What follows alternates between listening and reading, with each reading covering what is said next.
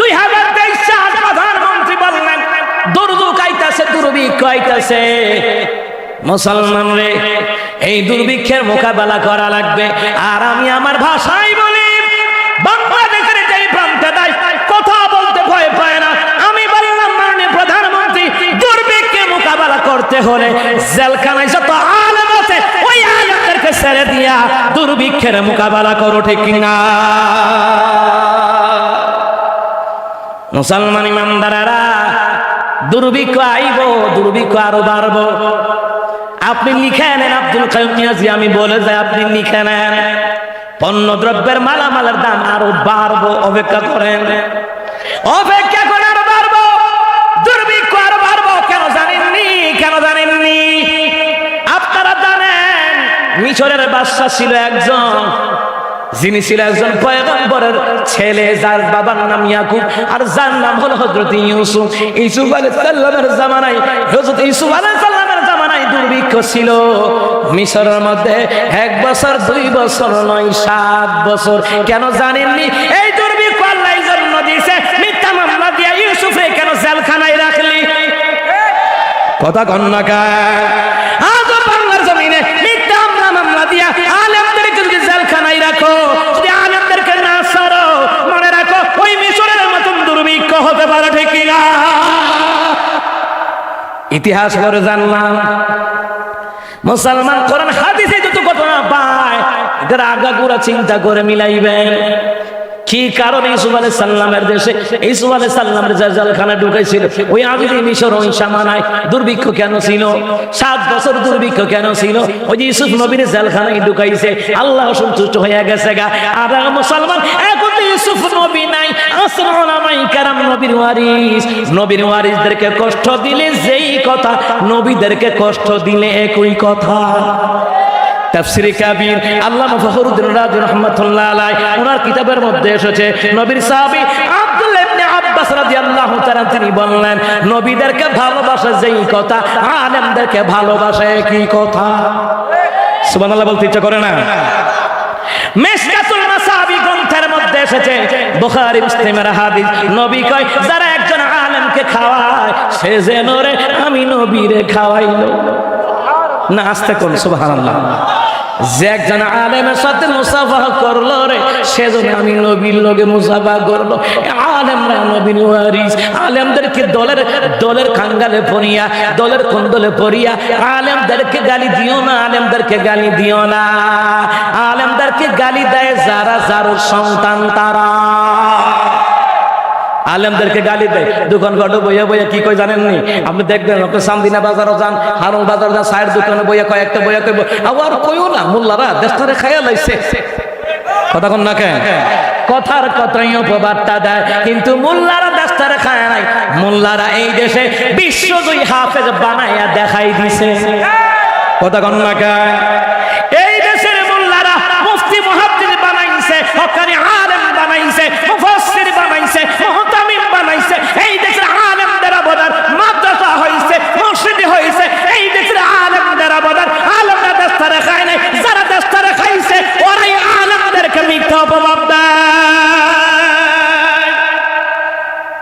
চান্দিনা হারনের মুসলমান আপনারা বলেন তো, 1000 কোটি টাকা বিদেশে পাচার করছে আমনাগো এলাকার হুজুর মিজানুর রহমান আজারি, আবুল কালাম আজাদ, মুস্তাকুর নবী হুজুর, নাকাইশের হুজুর, দামতির হুজুর।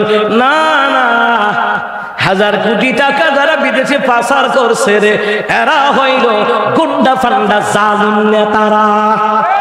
আর দেশের উপকার করেছে আলেম ওলামারা। আলেম ওলামারা যদি মসজিদে হক কথা না বলতো, মাদ্রাসায় হক কথা না বলতো, মাহফিলে যদি হক কথা না বলতো, যেই নেতা নেত্রীরা আলেমদের বিরুদ্ধে অপবাদ দেয়, মিথ্যা হামলা মামলা দেয়, এই দেশে আলেমরা না থাকলে তোমার মা বোন রাস্তাঘাটে ধর্ষণ হইতো বকাটে ছেলেদের দ্বারা। আলেম না থাকলে বকাটে ফুলাফান বাড়বো না কমবো? বাড়বো, বাড়বো, একটার পর একটা বাড়বো। কথা বুঝেন নাই? এটা আলেমদের অবদান, আলেমদের অবদান। হ্যাঁ, কারো ছেলে সিন্নি খাইলা মোল্লা ছিলাম না, হুজুরে গাড়ি নিও না। নবী কয় আলেমদের সাথে মহাব্বত রাখো, আলেমদেরকে খাওয়াও, আলেমের লগে মহাব্বত রাখো, আলেমদের সাথে সাক্ষাৎ রাখো, আলেমের সাথে আত্মীয়তা করো। সুবহানাল্লাহ কইতেন না? কিন্তু পঞ্চম নাম্বার হইস না, পঞ্চম নাম্বার হইলে রে জাহান্নামে যাইবি। আলেমরা মাইস খাইতেছে, মারি খাইতেছে, আলেমরা মুসলমানরা গালি শুনতেছে, মারি খাইতেছে, মানুষগুলো কালমার পতাকা উড়ে না কেড়ে আল্লাহ কারে উড়বো। কুদুর ধৈর্য ধরস না, কুদুর ধৈর্য ধরে দেহস না, জালিমের কি অধপতন ঘটায়। বাতার সারণের টাইম পাইতো না, বাতার সারণের টাইম পাইতো না, ফলানের টাইম পাইতো না, বেটা কুদুর ধৈর্য ধর। কথা কণ্ঠে কেনা মুসলমান নবীর সাহাবীরা তো হুজুর আমরা কি হুদা মাইর খাইতাম, নবী কো আলী মাইর খাইতা, একটু ধৈর্য ধরো না। তাফসীর ইবনে কাসিরের মধ্যে পড়ছি, আমার নবী কইতাছে একটু সাহাবীরা ধৈর্য ধরো না।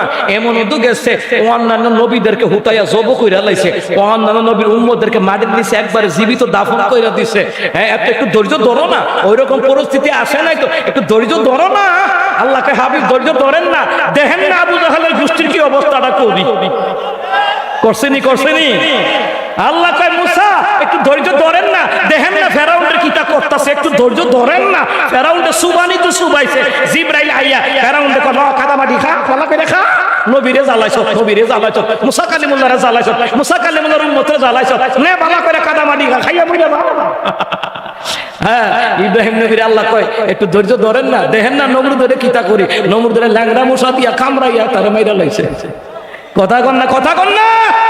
তাহলে দিনের বিলে আনতে হলে কষ্ট করা লাগবে, আল্লাহর জান্নাতে যেতে হলে ঈমানের পথে কষ্ট করা লাগবে। লা ইলাহা, এটা ঈমানের কালিমা। কথা কোন ঠিক কি না? আল্লাহ পাকের ক্ষমতায়, আল্লাহ পাকের ক্ষমতায় আমাদের ধৈর্যের দরকার, আমাদের কষ্ট করার দরকার। এই যে আপনারা মাহফিলের একটা আয়োজন করছেন, আমার যে প্রবাসী ভাইরা ইতালি থেকে দাওয়াত দিছে না, ইতালি না ও কুয়েত, কুয়েত প্রবাসী আমার ভাইরা দাওয়াত দিছে, তো কষ্ট করছে না। এই আপনারা যে এখানে বইয়া রইছেন, এই বসাটার মূল্য কত আপনি জানেন? এই বসাটার মূল্য কত? একটা কথা বলি, 50 জন সাহাবীর ফজিলত, যেই সাহাবীরা দুনিয়ায় থাকতে জান্নাতের টিকিট পাইছে, ওই 50 জন সাহাবীর ফজিলত আল্লাহ আপনাদের আমলনামায় দিয়ে দিবেন।